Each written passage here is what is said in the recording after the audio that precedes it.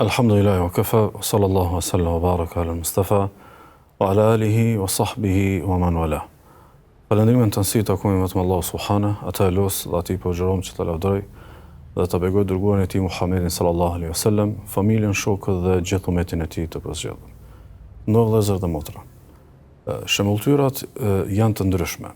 Saktësisht, kur i qasemi së studiuari shembulltyrave, e shohim që secila shembulltyre ka një veçanti në bazë të veprës. Saktësisht mund të jesh shembulltyr dhe shumë i dalluar në një vlerë të caktuar, mirë po vlera kundrejt vlerës pastaj sforcon rolin e të qenit të shembulltyr. Ndaj e gjejmë që në literaturën islame dhe në trashëgiminë islame që ka të bëjë me shembulltyrat, gjejmë që shembulltyrat e Kuranit janë jashtëzakonisht të veçanta. Janë të veçanta shkaku i Kuranit. Shkaku i madhështisë së Kuranit edhe shembulltyrat e përkushtuar ndaj Kuranit realisht janë madhështore. Ndaj shënoni më Muslimi nga Omer radiallahu anhu, Allah sallallahu alaihi wasallam ka thënë, me këtë libër, me Kuranin, Allah subhanahu wa taala i lartëson disa njerëz dhe i poshtron disa të tjerë. Kështu që ky lartësim dhe ky poshtrim nuk duhet të na mungojë sa herë që i qasemi temës së Kuranit. Sa herë që i qasemi temës së Kuranit, le ta kemi në konsiderat që një përkushtim i shtuar ndaj Kuranit nënkupton një fitim i lartësimit që jep Allah subhanahu wa taala. Si dhe sa herë që e dëgjojmë diskursin që e madhron Kuranin dhe ne tregohemi të pakujdesshëm, tregohemi shpërfillës, tregohemi sikur diskursi nuk na kumtohet neve, sikur se ky ligjërim fetar nuk ka të bëjë me neve kështu me radhë, le të kemi në konsiderat që mund të kanosemi dhe të rrezikohemi, do thotë me këtë poshtrim. Si mos tjetë, do thotë, lartësim për kushtimin ndaj Kuranit, si të mos jetë lartësim për kushtimin ndaj fjalës së Allahu subhanahu wa taala, ndërkaq Kurani është, do thotë, prej Allahut, është fjalë e tij.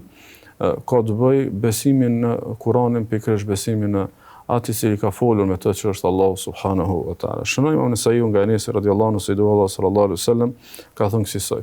Në mesin e njerëzve janë disa njerëz, nëse kemi të drejtë ta përkthejmë kësaj hadithin, janë disa njerëz që janë njerëz të Allahut, janë të afërmit të Allahut subhanahu wa taala.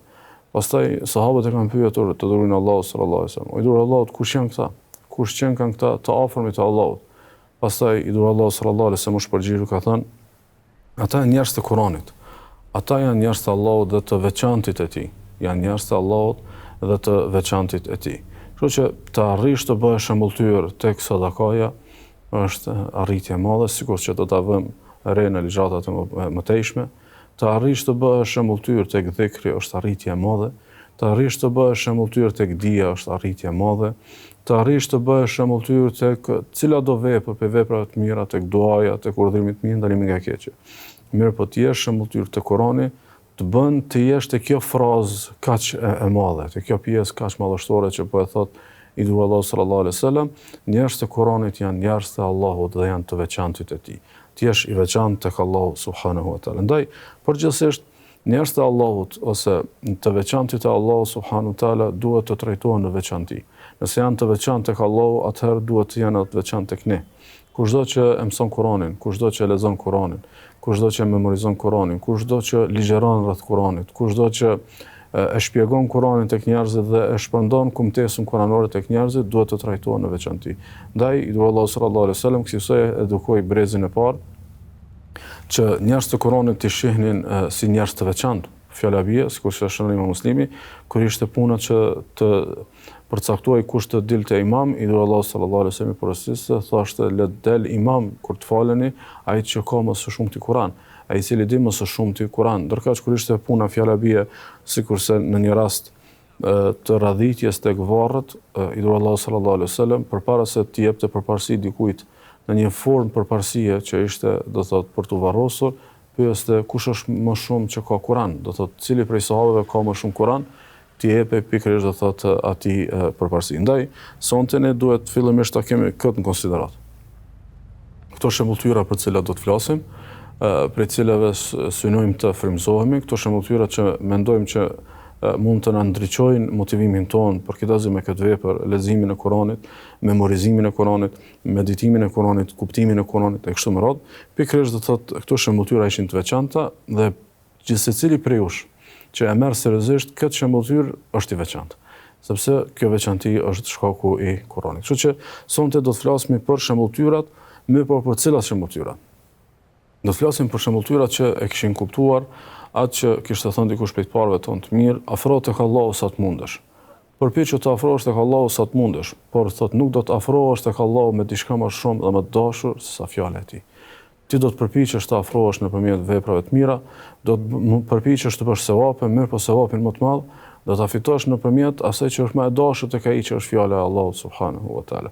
Kështu që do të flasim për njerëzit të cilët e kishin kuptuar që rruga dhe shtegu i përpjekjes së afrimit tek Allahu subhanahu wa taala është të thotë libri i Allahut. Do të flasim për ato shembulltyra që e kishin kuptuar në diçka shumë të madhe, të cilën e shënon Hakimi nga Ibn Abi Mulejka se Ikrime, djali i Abu Jahlit, mirë po që ishte musliman, që ishte i përkushtuar ndaj Zotit dhe adhuronte Allahun subhanahu wa taala, jo në shembullin e atit të tij që nuk ishte kaluar në Islam, mirë po kishte vdekur si pabesimtar.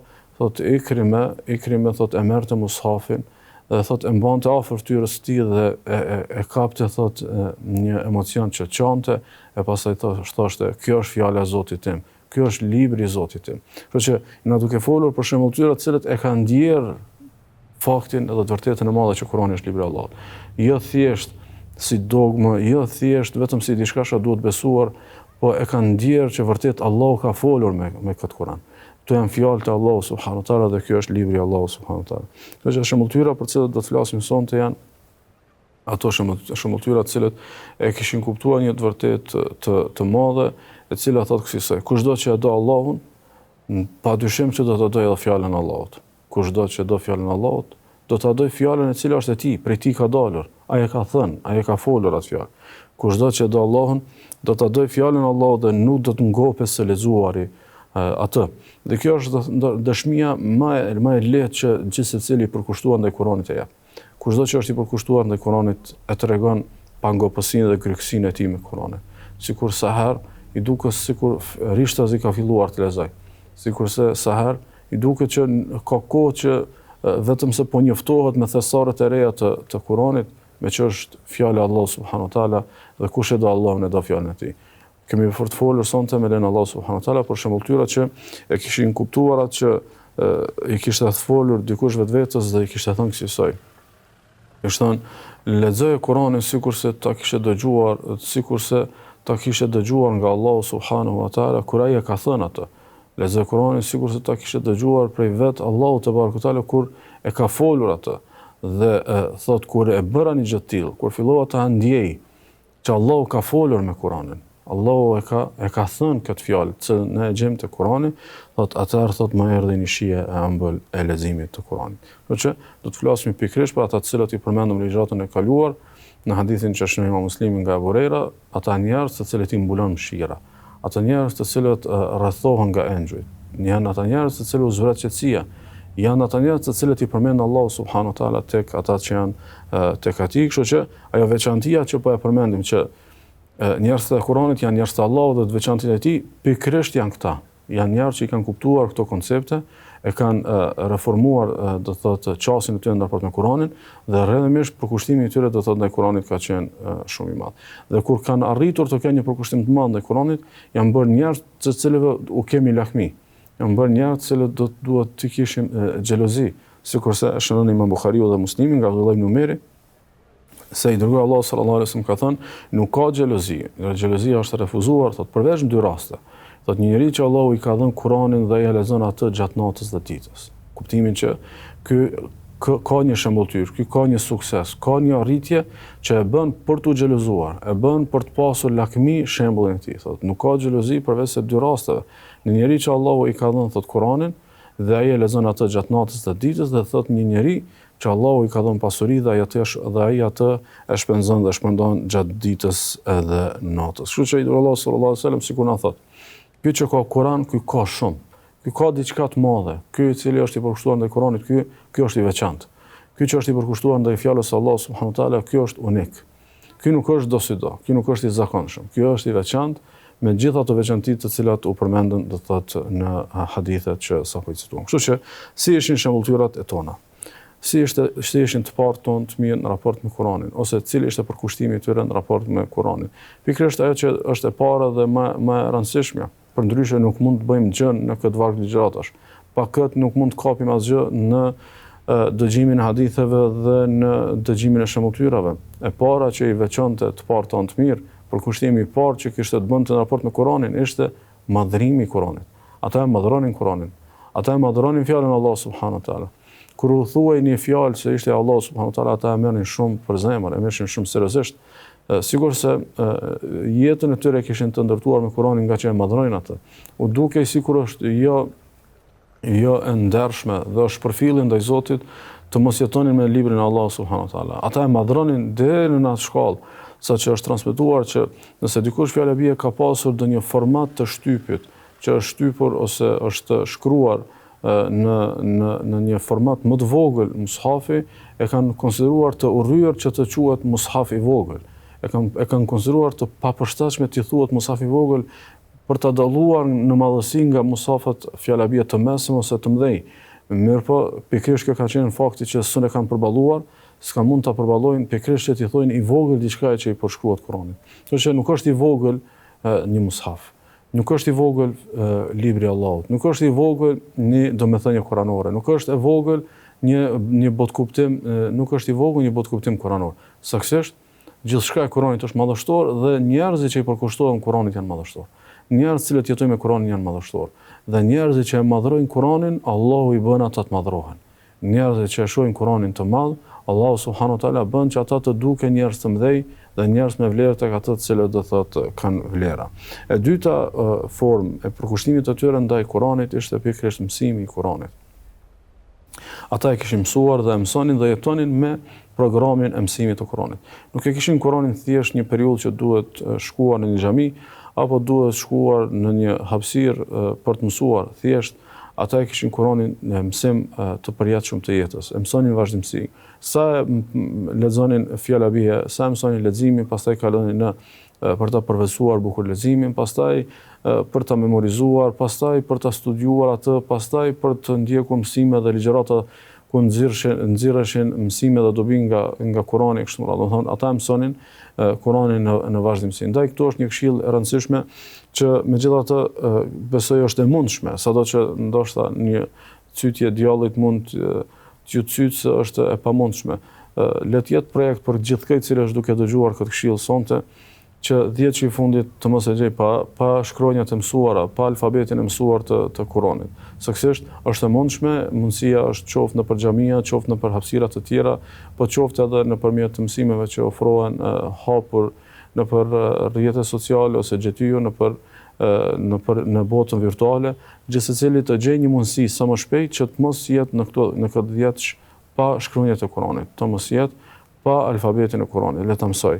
Pastaj tjetri i cili fjala bie ka mësuar, mirë po nuk është motivuar ose akoma nuk është tek vetdia që duhet të lexoj, le të këndjellet pikërisht në këtë ditë që të filloj të lexoj Kuranin, sikurse edhe këshilli është për gjithë ata të cilët e lexojnë her pas here, po nuk e kanë një program për leximin e Kuranit, le ta bëjnë këtë program dhe le ta fillojnë ta realizojnë pikërisht në këtë ditë të fundit. Le të jetë ky Ramazan një mundësi e mirë e kujtesës sevapit, në kulturën e sevapit që e kemi cituar, e kemi përmendur që të kujtosh për vite, fjala bie që kultura e sevapit që çdo muaj të lexosh, çdo ditë të lexosh, çdo javë të lexosh, çdo vit të kesh një kohë të realizuar të leximit të Kuranit ka filluar pikërisht në këtë Ramazan. Dhe ta mbash mend pikërisht me sevapin, që cilin i edukuar ta kërkosh. Njerëzit mojnë mend shumë çka, njerëzit kanë dëshirë të në kujtesat e tyre të radhitet shumë çka, ti të jesh ndryshe. Ti të kesh kujtesat me sevape, ti kesh kujtesat me ndryshimet e tua në rrugtimin tënd drejt Allahut subhanahu wa taala. Mirë po, ky mësim që duhet t'i bëhet Kuranit nuk duhet të jetë një mësim do si do, mirë po duhet të jetë një mësim i mirëfillt, sigurisht dikush prej parëve tonë ka thënë, thotë ne mësonim Kuranin nga njerëz të cilët na kanë treguar që thotë nuk kemi mësuar 10 ajete vetëse i kemi perfeksionuar ato, i kemi mësuar mirëfilli dhe pastaj kemi kaluar tek 10 të tjera. Do thotë të mësohet Kurani mirëfilli dhe të mos mësohet sikur është diçka thjesht, diçka e lehtë, diçka që bëhet do si do dhe të mos ketë, do thotë, një perfeksionim dhe një kapje të mirëfillt. E treta që është thelbi, që është pikërisht ajo që kisha pasur dëshirë secili për ne sonte, ta bëjmë ndryshimin ton, ta bëjmë reflektimin ton, ta nisim një faqe të re në raport me Kuranin, është pikërisht do thotë leximi i Kuranit. Do thotë shëmbulltyra më e madhe që e gjejmë tek parë tonë të mirë është leximi i rregullt i Kuranit ose bërja e rregullt e hatmeve të Kuranit. Shënon Ibn Hibani nga Abu Dharr radhiyallahu anhu, si Allahu sallallahu alaihi wasallam, një herë teksa ka qenë duke nejtur me Abu Dharrin, ai paskësh thënë, ai duri Allahut, më jep një këshill. Më jep një këshill. Dhe kjo është një fat i madh të kesh një rast të t'jep këshill një profet për profetëve të Allahut subhanahu wa taala. Mirë po edhe fat i madh është ajo që neve na kanë ngjarë, që këshillat e profetit sallallahu alaihi wasallam janë ruajtur. Kështu që ndoshta i duri Allahu sallallahu alaihi wasallam i është drejtuar drejt për drejt Abu Dharrit, mirë po këshilla dhënë drejt për drejt Abu Dharrit na është dhënë në mënyrë jo të drejt për drejt, mirë po të plot edhe neve që kemi ardhur shekuj pas tij. I thash thotë Abu Dharri, o i duri Allahut, më jep një këshill. Ai sallallahu alaihi wasallam i ka thënë, përmbajt devotshmërisë, je i devotshëm, sepse ajo është kreu i çdo gjëje. Do thotë fetaria është devotshmëri. Nëse arrin të jesh i devotshëm, ke arritur gjithçka. Pastaj thotë Abu Dharri, o i duri Allahut, më shtollet diçka tjetër, më thuaj një këshill përveç kësaj këshille. Atëherë i duri Allahu sallallahu alaihi wasallam i ka thënë, përkushtoju leximit të Kuranit. Përkushtoju leximit të Kuranit sepse ai është dritë për ty në tokë dhe është fitim për ty në qiell. Kështu që përkushtimi i të parëve tonë të mirë ka qenë në dritën e kësaj mendësie.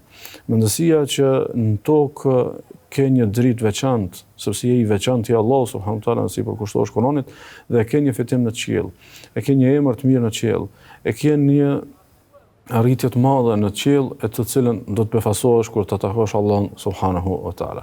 Ndaj përkushtimi i tyre ka qenë pikërisht në këtë që i ka porositur pejgamberi sallallahu alaihi wasallam dhe kësaj do duhej të frymëzoheshim edhe ne. Shënon Imam Buhariu Muslimi nga Abdullah ibn Amri se Allahu sallallahu alaihi wasallam i paskështon atij teksa e ka parë që ka qenë shumë i përkushtuar në leximin e Kuranit, i ka thënë lexoj Kuranin brenda një muaji.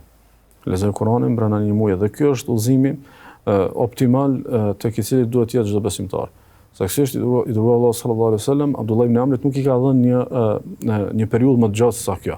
Sipas do thotë ky hadithi, edhe pse do thotë është çështje që i ka diskutimet e veta, mirë po do thotë në udhëzimin optimal, i duri Allahu sallallahu alaihi wasallam i ka dhënë do thotë që të lexoj me animujit. Pastaj ai ka thënë kam forcë i duri Allahut edhe për më shumë. Pastaj i duri Allahu sallallahu alaihi wasallam ka thënë lexoj atë brenda 7 ditëve dhe mos e kaloni këtë. Lexoj brenda 7 ditëve dhe mos e kaloni këtë. Saktësisht leximi i Kuranit në 7 ditë është do thotë kuota dhe programi më ideal i leximit të Kuranit dhe siç nënvizojnë shumë nga dietarët të cilët janë marrë me këtë temë, besojnë që ajo që ka dominuar tek brezi i parë ka qenë programi 7 ditor i përfundimit të hatmës. Do thotë nëse jemi duke folur për kushtimin kulmor, nëse jemi duke folur për shembulltyrat e përkushtimit, pikërisht kjo është do thotë përgjigjja. Ajo që ka dominuar, do thotë ne nuk kemi fjalabia mundësinë që sonte të radhisim gjithë emrat e sahabëve dhe gjithë emrat e tabiinëve dhe të tabiinëve. Me po mund ta themi me një fjalë, shumica e emrave që na shkojnë në mendje ose që nuk na shkojnë në mendje, shumica e emrave që i ka ruajtur historia edhe shumica atyre të cilët nuk i ka ruajtur historia.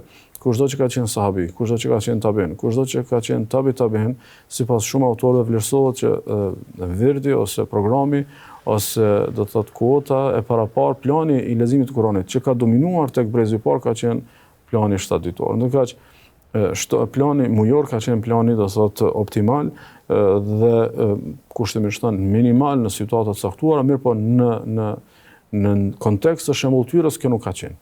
Në kontekst të shembulltyrës ka qenë do të thotë hatmi në 7 ditë, sepse kësaj ata besonin se është kulmi i përkushtimit, ndërkaq ata kanë hyrë në histori pikërisht duke qenë kulmor në shembulltyrë dhe jo do si do. Nuk kanë qenë në shembulltyrë duke matur me kufi. Nuk kanë qenë ata shembulltyrë duke matur me minimalizëm. Ata kanë qenë minimalistë ndoshta në çështjet e kësaj jete. Kanë qenë minimalistë në çështje të cilat nuk kanë quar pesh për jetën e mëtejme. Ndërkaq kur ka qenë fjala për jetën e amshimit, për kulturën e sevapit, kur ka qenë fjala për arritjet e mëdha të ahiretit, aty nuk kanë qenë minimalistë. Aty kanë qenë, do thotë, njerëz siçel me përpjekje për arritjet më kulmore. Ndaj, është një këshill që është e domosdoshme për ta analizuar, sikurse shënon Imam Muslimi prej se Rasulullah sallallahu alaihi wasallam ka thënë, ju njerëz thotë bëni punë që mundeni të mbani. Do thotë filloni të keni programe të adhurimit, aq sa mund të mbani, aq sa mund të realizoni, sepse Allah nuk ndalet së shpërblyeri për ju derisa ju të lodheni. Kështu që megjithëse kjo është shembulltyra kulmore e 7 ditëshit, megjithatë secili prej nesh ta ketë një program i cili është i realizueshëm, të jetë i mundshëm, të jetë, do thotë, në kuadër të obligimeve, në kuadër të frymëzimit, në kuadër të angazhimit, të jetë, do thotë, i realizueshëm dhe të jetë gjatë. Sepse është shumë e rëndësishme ajo kultura që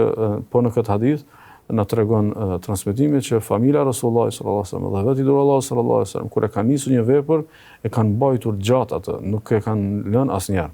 Saktësisht kultura e vazhdueshmërisë dhe e konsistencës në vepra është kulturë, do thotë, prej më të mirave në fetari. Kështu që megjithëse ne mund të kemi një sforcim të leximit të Kuranit në 10 vjeçin e fundit, mirë po megjithatë pas 10 vjeçit duhet të kthehemi në një program të realizueshëm, mirë po jo në një ftohje, jo në një lënje, jo në një distancë. Nëse fjala bie në këto net, lexojmë disa xhuz ose gjatë ditës po ashtu e kështu me radhë, pastaj të mendojmë se si ta sjellim mesataren dhe optimalen e përditshmërisë tonë, fjala bie në një xhuz të Kuranit brenda ditës, në mënyrë që pikërisht jemi te këshilla optimale e pejgamberit sallallahu alajhi wasallam që në çdo muaj ta kryejmë një hatme të Kuranit. Mirë po megjithatë, ne jemi në një varg që do t'i tregojmë edhe ato të cilat për neve mund duken shumë të largëta. Edhe ato të cilat për neve mund të jenë, do të thotë, ndoshta shumë të mahnitshme deri në imagjinat. Shembulltyrat e të parëve tonë të mirë në leximin e Kuranit ishin jashtëzakonisht të mahnitshme. Për shembull, El-Aswad ibn Yazid, që ka qenë nxënësi i Abdullah ibn Mesudit, thuhet që e ka mbaruar gjatë muajit të Ramazanit hatme në çdo 2 natë. Sigurisht përmendet për të tjerë që kanë bërë edhe më shpesh. Mirë, po nuk kam dëshirë të jetë ato pikërisht shkaku i dëshirës për të mos sforcuar imagjinatën, më shumë për të sforcuar, domethënë, gatishmërinë për t'u afruar, sesa gatishmërinë për t'i parë larg. E konsideroj më të dobishme të shohim diçka më afër sesa diçka që është e paarritshme. El-Aswad ibn Yazidi thotë, që ka qenë nxënësi i Abdullah ibn Mesudit, e mbaronte Kur'anin çdo 2 natë gjatë muajit të Ramazanit dhe thotë e pushonte dhe bënte gjumë ndërmjet akşamit dhe yatsis, ndërkaq thotë jashtë Ramazanit e bënte hatme çdo 6 ditë. Ky ka qenë, do të thotë, ajo që përmendëm më herët, edhe praktika dhe zakoni i shpeshtë i të parëve tonë të mirë. Sigurisht, Urwa ibn Zubejri, fjala bie për shembull, e ka pasur programin e leximit të Kuranit, e ka lexuar 1/4 e Kuranit çdo ditë. E ka lexuar 1/4 e Kuranit çdo ditë. Dhe po të njëjtën që e ka lexuar gjatë ditës, pastaj e ka lexuar gjatë namazit të natës, gjatë natës, dhe thotë këtë program për ta lexuar 1/4 e Kuranit, thotë çdo ditë 2 herë, gjatë ditës dhe natës, thotë nuk e ka lënë asnjëherë përveç natës kur e ka pasur një sëmundje në këmbë dhe ka pasur një ndërhyrje. Shembull tjetër është Katadja, i cili e mbaronte Kuranin për 7 ditë. Ky ka qenë, do thotë, programi i tij. Sigurisht ka qenë programi i shoqërisë edhe i brezave në fjalë, thotë dhe kur vinte Ramazani e pastaj thotë e mbaronte çdo 3 ditë. Sigurisht na jep një domethënie që njeriu i cili ka një program të rregullt e sforcon lehtësisht pastaj në Ramazan. Dhe pastaj edhe më lehtësisht e sforcon ato gjatë 10 ditëve të fundit. Keni vëmendjen, thotë për Katadën e mbaronte Kuranin për 7 ditë dhe kur vinte Ramazani e mbaronte çdo 3 ditë. Dhe kur vinte, thotë 10 i fundit, thotë e mbaronte çdo natë. Dhe çdo natë për ta lexuar në këtë 10 të fundit Kuranit është jashtëzakonisht madhështore, mirë po e mundshme për dikë i cili e ka sforcuar programin gjatë 20 ditëve të parë. Mirë po edhe e mundshme për atë i cili gjatë gjithë vitit do thotë ka një program të begat. Ndoshta ne mund ta shfrytëzojmë këtë rast për ta kthyer këtë edhe në një këshill. Për ta sforcuar në këtë 10, do thotë, programin e Kuranit, që pastaj ajo që ngelet pas Ramazanit të jetë, do thotë, në një shkallë optimale, sigurisht do thotë u citua. Për këtë arsye, Abu Bekr ibn Ayashi, kur i është afruar momenti i vdekjes, motra e tij ka qarë për afrimin e vdekjes dhe për kalimin e tij nga kjo jetë në jetën tjetër, dhe pastaj e ka pyetur do thotë motrën e vet se për çfarë përçon, dhe ajo pastaj e ka pohuar mërzinë e saj për të vëllain. Ai pastaj ka thënë që shikon atë çoshë se po pikërisht në atë vend, pikërisht në atë skaj të dhomës, unë kam përfunduar 18.000 hatme. I kam përfunduar 18.000 hatme për t'ia pohuar asaj pikërisht një domethënie që këtë domethënie e kupton veç kush e ka kulturën e sevapit, kush e ka kulturën e shpërblimeve. Është ajo kultura që ta sforcon shpresën tek Allahu subhanahu wa taala. Është shpresa që ty të spikatet pikërisht në momente të caktuara për ta kuptuar që këto vepra me lejen e Allahut nuk shkojnë dëm, pranohen dhe shpërblehen nga ana e Allahut subhanahu wa taala. Një përkushtim që kisha pasur dëshirë ta analizoj këtu e që realisht nuk mund të pohojmë se ka qenë tek të parë tonë të mirë, për arsye se është e veçantë për rastin tonë dhe të tjerët që janë në shembullin tonë. Kisha pasur dëshirë që ta analizoj domosdoshmërinë e leximit të përkthimit të Kuranit. Është një kulturë që shpesh njerëzit kur përkushtohen në leximin e Kuranit, ashtu sikurse e ka zbritur Allahu subhanahu wa taala në arabisht, sikurse mënjanojnë dhe nuk i kushtojnë vëmendje leximit të përkthimit. Dhe madje ndoshta edhe nuk e shohin të kërkuar ose nuk e shohin të rëndësishme. Realisht të lexosh Kuranin dhe ta përjetosh atë dhe të përmarrësh në maksimum frytet e Kuranit, duhet me do e mos kuptim, duhet me do e mos ta ndjesh domethënien kuranore. Ndaj është begati e madhe e Allahu subhanahu wa taala për popullin tonë që ka më shumë se sa një përkthim, janë disa sosh secili përkthim më i plot se tjetri për t'i ndihmuar lexuesit të nënqiellit tonë pikërisht për të ardhur deri tek domethëniet kuranore. Për arsye kisha pasur dëshirë të analizoj një fakt. Është transmetuar që i dërguari Allahu sallallahu alaihi wasallam në hutbet e tij e ka lexuar surën Qaf. E ka lexuar surën Qaf. Dhe aq shpesh e ka lexuar surën Qaf, e cila është, do të thotë, nuk është sure e gjatë, saqë ka pasur nga të parët tonë të mirë që atë botë e pas kishim mësuar atë përmendesh vetëm nga përsëritja që i kishte bërë pejgamberi sallallahu alaihi wasallam. Kështu që kushdo që ditë të lexoj Kur'an arabisht, po edhe të tjerë që nuk dinë të lexojnë Kur'anin arabisht, le ta provojnë vetëm surën Qaf. Le ta provojnë vetëm surën Qaf. Le ta lexojnë të paktën 3-4 net me meditim, ta lexojnë me vëmendje. Ta ndjejnë sikur po ju flet Allahu, ta ndjejnë se ato domethënie janë për ta, ato domethënie u kumtohen atyre dhe u dedikohen atyre. Dhe pastaj le ta thonë, le ta shprehin, do thotë përshtypjen e tyre, çka i bie të lexosh Kur'anin pasi që ke kuptuar diçka. Ta lexosh Kur'anin pasi që domethëniet kuranore nuk kanë qenë të paqarta për ty. Kisha pasur dëshirë secili ta bënte këtë provojë në këto net. Është thjesht projekt që nuk merr më shumë se sa 70 minuta, por mund të jetë moment i madh i ndryshimit tënd në jetë. Janë tema të mëdha që kanë të bëjnë me jetën e kësaj bote dhe të amshimit, janë tema të mëdha të vërtetave fetare që në paka jete do të vjen i re se sa madhërisht i Allahu sallallahu alaihi wasallam i ka përgjedhur këtë sure për t'ia lexuar njerëzve dhe pastaj nëse e ndjeni, nëse reflektoni, të keni një program, të keni një mendësi tjetër nga ta shëtutje në raport me përkthimin e kuptimeve të Kuranit. Pastaj përkushtim tjetër i shembulltyrave të përkushtimit tonë tek të parë tonë të mirë ka qenë, do thotë, edhe meditimi i Kuranit. Do thotë të lexosh Kuranin mirë po duke medituar, të lexosh Kuranin mirë po duke u thelluar në kuptimet e Kuranit.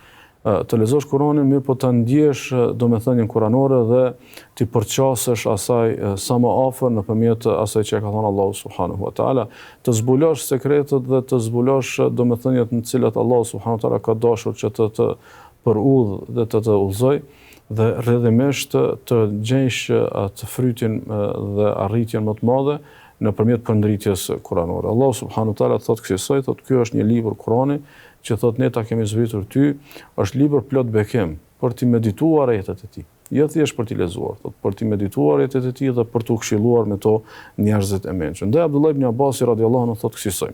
Thotë për mua është më e dashur të lexoj surën Al-Baqara në një natë dhe të meditoj mbi të. Do thotë ta lexoj surën Al-Baqara dhe të meditoj për një ngjarje, të meditoj për një këshill, të meditoj për një përshkrim kuranor që gjendet në këtë sure, sesa ta lexoj Kuranin pa ndalur. Saktësisht ta lexosh Kur'anin pa ndalur përbën një arritje shumë të madhe sikurse në shembujt e mëparshëm. Mirë po thot Abdullah Mbasi, ta lexoj surën Al-Baqara dhe ta meditoj, për mua është më e dashur se sa ta lexoj Kur'anin do thotë në tërësi. Edhe kjo Abdullah ibn Abbasi në surën Al-Baqara, pikërisht kisha pasur dëshirë të ishte moment reflektimi për shumë kë prej nesh, që le ta lexoj, nuk merr më shumë se sa fjalë bien një orë, le ta lexoj për kthimin e surës Al-Baqara. Le ta lexoj për kthimin e surës Al-Baqara dhe ta kuptoj se çfarë ka dashur të thotë Abdullah ibn Abbasi. Le të lexoj fjala bie 3-4 net radhazi. Ose le të lexoj në muajin vijim pas Ramazanit, le të lexoj fjala bie për shembull për disa ditë. Ose edhe në javët në vijim një herë në javë të lexoj. Le ta sheh se si mundet një sure ta ndryshojë jetën. Si mundet një sure të t'i radhis temat e mëdha të jetës. Se si mundet një sure të rregulloj hartën e jetës edhe hartën e prioriteteve tua të jetës. Kjo si dikush nga të parët tonë kishte thënë, thotë nuk kemi gjetur asgjë që i zbut zemrat më shumë se sa leximi i Kuranit me meditim, dhe nuk kemi gjetur diçka që e tërheq zemrën ka vërteta më shumë se sa thotë leximi i Kuranit me meditim. Kështu që kur njeriu e lexon Kuranin me meditim, i zbutet zemra edhe afrohet ka vërteta. I zbutet zemra dhe afrohet ka vërteta kronore, dhe këtë e gjejmë sikurse e përmend Ibn Abi Mulejka kur e ka shoshuar një herë Abdullah ibn Abbasin radhiyallahu anhu nga udhëtimi i tij nga Mekka në Medinë, thotë dhe kur nalet natën, thotë gjatë natës që ndalim me udhëtimin, thotë ai fale gjysmën e natës. Dikush kurreshtar e pyeti më një herë për këtë shëmbulltyr, thotë si është leximi i tij? Si lexonte Abdullah ibn Abbasi? Kjo figurë do thotë emblematike atë parë tonë të mirë. Si është çësia e tij në leximin e Kuranit? Thotë kur arriti tek fjala Allahu subhanahu wa taala dhe agonia e vdekjes, pikërisht e surës Qaf, dhe agonia e vdekjes erdhi thotë me të vërtetën. Kjo është ajo që të ikje prej saj. Secili njeri që nuk përgatitet për jetën e amshimit e ka një lloj ikje prej vdekjes. Dikush ik duke mos dashur të bëhet biseda rreth vdekjes, dikush ik duke mos dashur që të mendoj për vdekjen, dikush ik duke dashur që të mos i përgjigjet pyetjeve se çka pas vdekjes e kështu me radhë. Dhe agonia e vdekjes erdhi thotë me të vërtetën. Kjo është ajo që ti ikje prej saj. Thot Ibn Abi Mulejka, thot Abdullah ibn Abbasi filloi ta lexonte ngadalë.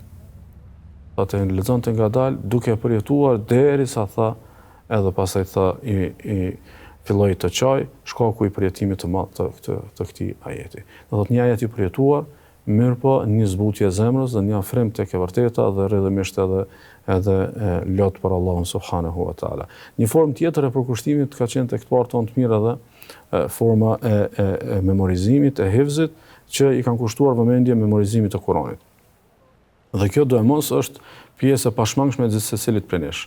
Gjithë secili prej nesh duhet memorizoj po aq mjaftueshëm sa për të falur me ato sure, po më shumë nëse dëshirojmë përkushtim. Mirë po është një domethënie që besoj është e rëndësishme për të na bërë për ta ndryshuar çastin në raport me memorizimin e Kuranit. Ajo domethënie është nga i dërguari Allahu sallallahu alaihi wasallam, sikurse është në Imam Tirmidhi nga Abdullah ibn Abbasi, ka thënë pejgamberi sallallahu alaihi wasallam, ka thënë ai që nuk ka asgjë nga Kurani në zemrën e tij, në kuptimin që nuk ka memorizuar. Thjesht vetëm e ka mësuar leximin ose madje Allahu mos na sprovoft nuk e di as leximin e Kuranit. Thotë ai që nuk ka asgjë nga Kurani në zemrën e tij është si një shtëpi e shkatruar. Është si një shtëpi e cila është do thotë rrëmuj, si një shtëpi e cila ka do thotë gjendje do thotë të keqe, është sikurse një shtëpi e cila nuk të lë përshtypjen për të jetuar aty. Kështu që brezat e tona të para, do thotë të parët tonë të mirë, kanë këshilluar për t'u përkushtuar Kuranit edhe nëpërmjet memorizimit, sikurse Abu Umame ka thënë kësaj, thotë memorizoni Kuranin sepse Allahu nuk do të dënojë me zjarr një zemër që e ka ruajtur Kuranin. Një zemër që e ka ruajtur brenda, e ka memorizuar, e ka pasur brenda në vetvete, do thotë Kuranin, nuk dënohet me zjarmin e xhenemit, dhe kjo është shpresë tek Allahu subhanahu wa taala, shkaku i të qenit i veçantë tek Allahu subhanahu wa taala. Kështu që Ibn Rajebi thotë se kush e memorizon Kuranin, thotë do të ketë shëndet të veçantë të mendjes, sepse mendja e tij ka pasur një përkushtim të veçantë ndaj asaj që e bën më të veçantë, që është do thotë libri i Allahut subhanahu wa taala. Si dhe një formë tjetër e përkushtimit tek të parë tonë të mirë, që është thirrje për të qenë secili prej nesh në këtë vepër, është ta mësosh dikë për ta lexuar Kur'anin, ta mësosh dhe ta motivosh dikë për mësimin dhe leximin e Kur'anit. Sado që ka moshën e shtyr, sado që ka obligimet e ndryshme, sado që rrethonat nuk i ka të favorshme për dar aq shumë kohë, megjithatë kushdo prej nesh mund të mësoj një harf mbrenda javës, mund të mësoj një harf mbrenda ditës, mund të mësoj sadopak, mirë po mund të mësoj. Nuk është e pamundur. Ndaj do thotë duhet ta sforcojmë thirrjen dhe ta spikasim këtë domethënie që njerëzit që lexojnë Kur'an, njerëzit që dinë të lexojnë Kur'an duhet të jenë zemërgjër pikërisht edhe në këtë vepër për të mësuar të tjerë. Sepse Allah sallallahu alaihi wasallam, sikur se shënoi Imam Buhariu nga Uthmani, ka thënë më i miri ndër ju është ai që mëson Kur'anin dhe e mëson atë të tjerëve, o mëson atë të tjerëve. Kështu që treguesi i madh i këtij shembulli se si të parët tonë të mirë kanë pasur këtë vepër, mësimin e të tjerëve, është pikërisht fakti që brez pas brezi është trashëguar mësimi derisa ka arritur tek ne.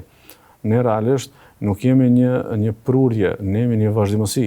Kushdo prej nesh që ditë lexoj Kur'an, di sepse pas Allah subhanahu wa taala ka qenë dikush që e ka mësuar dhe kësaj zinxhiri deri tek të parët tonë të mirë. Kështu që kjo është shembulltyra më e mirë që na ka lënë të parët tonë të mirë që të mësojmë të tjerët. Kështu që të mësojmë dikë në shtëpitë tona, të mësojmë dikë në klasë, në shkollë, të mësojmë dikë në punë, të mësojmë dikë një koleg, të mësojmë dikë që e kemi të veçantë, një të afërm, të japim mundësinë në cilën do formë që është e mundshme, të japim mundësinë që ta shijojë fjalën Allah subhanahu wa taala duke e lexuar atë. Kështu që nga madhnimi i Kuranit, dhe që nga mësimi i Kuranit, që nga leximi i tij, e tutje, meditimi, e përkthimin që e përmendëm në rastin tonë të veçantë, deri tek mësimi të tjerëve, këto janë prej formave se si shpërfaqet për kushtimin ndaj librit të Allahut subhanahu wa taala. Elusi Allahun subhanahu wa taala që ky 10 në cilën po hym, të jetë 10 që më shumë të përkushtim ndonjëherë në jetën tonë ndaj librit të Allahut subhanahu wa taala dhe gjithë kjo të jetë në peshojën e veprave të mirave dhe veprave të pranuara tek Allahu subhanahu wa taala. Elusi Allahun subhanahu wa taala që çdo Ramazan të jetë një Ramazan ndryshe, duke madhruar më shumë Kur'anin, duke lexuar më shumë Kur'anin, duke medituar më shumë Kur'anin dhe duke përfituar më shumë nga libri i Allahut subhanahu wa taala. Wa sallallahu wa sallam wa baraka ala nabiyina Muhammad.